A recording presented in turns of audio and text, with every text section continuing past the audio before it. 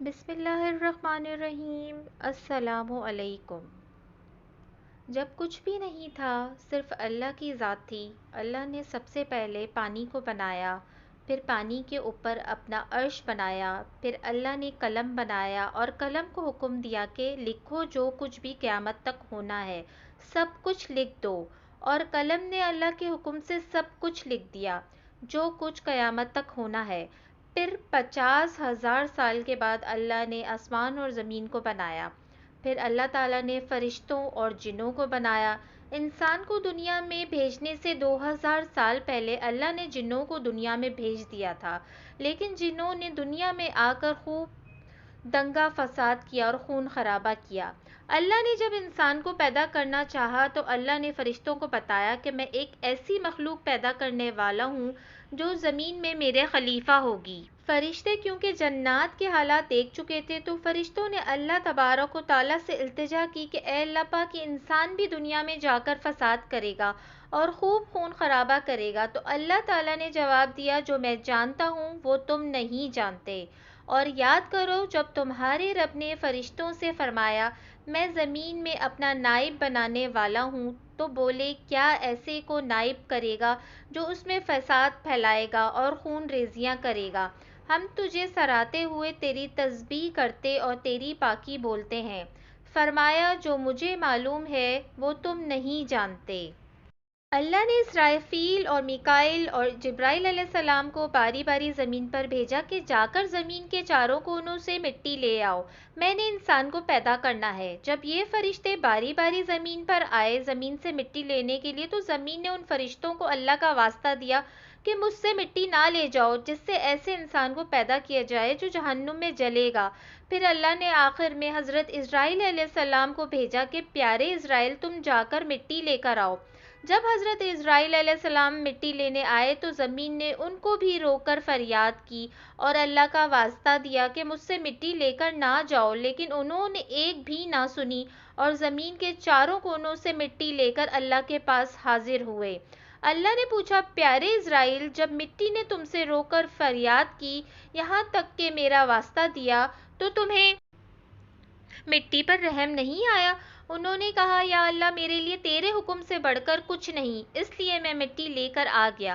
اللہ نے فرمایا پیارے اسرائیل، آج کے بعد انسان کو مارنے کی ذمہ داری میں تمہیں سونپ رہا ہوں۔ اللہ تعالیٰ نے حضرت آدم علیہ السلام کا پتلا بنایا اور 40 سال تک وہ پڑا رہا۔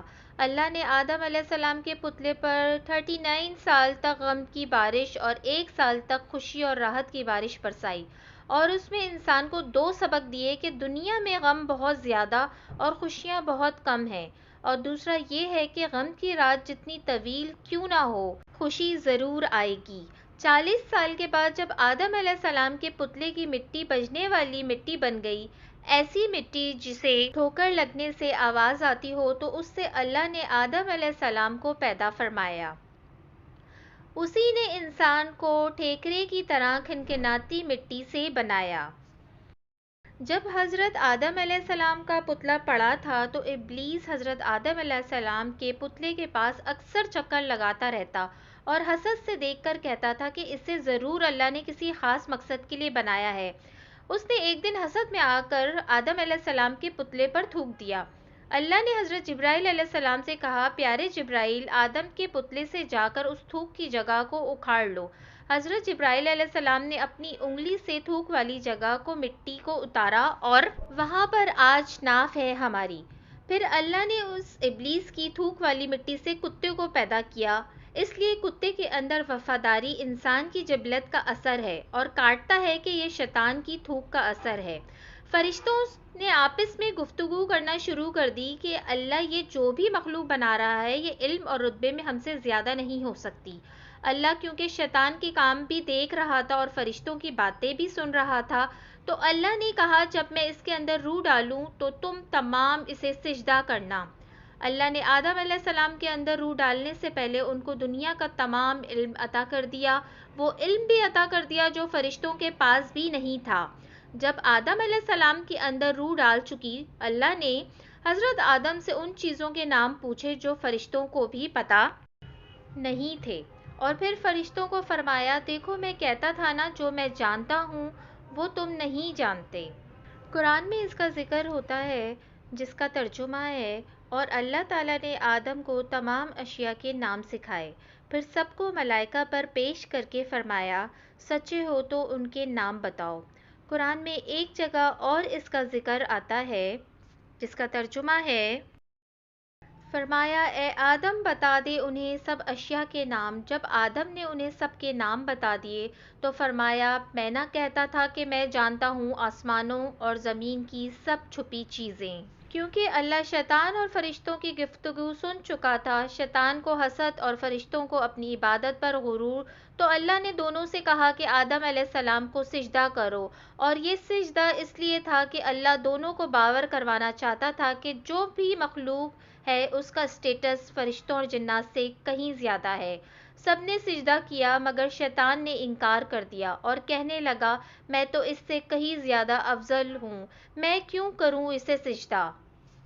اور جب ہم نے فرشتوں کو حکم دیا کہ آدم کے آگے سجدہ کرو تو وہ سجدے میں گر پڑے، مگر شیطان نے انکار کیا اور غرور میں آ کر کافر بن گیا۔ قرآن میں ایک جگہ اور ذکر ہوتا ہے، فرمایا جب میں نے تجھ کو حکم دیا تو کس چیز نے تجھے سجدہ کرنے سے باز رکھا؟ اس نے کہا کہ میں اس سے افضل ہوں، مجھے تو نے آگ سے پیدا کیا ہے اور اسے مٹی سے بنایا ہے۔ اللہ نے شیطان کو جنت سے نکالا اور کہا کہ دفع ہو جا یہاں سے۔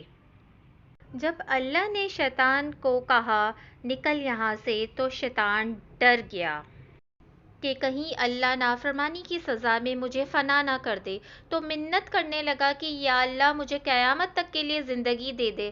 زندگی کی بھیک مانگنے لگا تو اللہ نے کہا جا تجھے دے دی مہلت۔ قرآن میں اس کا ذکر آتا ہے، جس کا ترجمہ ہے، کہنے لگا پروردگار مجھے اس دن تک مہلت دے جب لوگ مرنے کے بعد زندہ کیے جائیں گے۔ فرمایا کہ تجھے مہلت دی جاتی ہے، اب مہلت مل گئی ہے تو سزا تو نہیں دے گا۔ تو اللہ پر بہتان لگانا شروع ہو گیا کہ تو نے مجھے گمراہ کیا ہے، اب میں بھی تیرے بندوں کو قیامت تک گمراہ کرتا رہوں گا۔ بولا قسم ہے تو نے مجھے گمراہ کیا، میں ضرور تیرے سیدھے راستے پر ان بندوں کی طاق میں بیٹھوں گا۔ قرآن پاک میں ایک جگہ اور ذکر آتا ہے، کہنے لگا کہ دیکھ تو یہی وہ انسان ہے جسے تو نے مجھ پر فضیلت دی ہے، اگر تو مجھ کو قیامت کے دن تک مہلت دے تو میں تھوڑے سے شخصوں کے سوا اس کی تمام اولاد کی جڑ کاٹتا رہوں گا۔ اس پر اللہ نے جواب دیا، جس کا قرآن پاک میں ذکر ہے،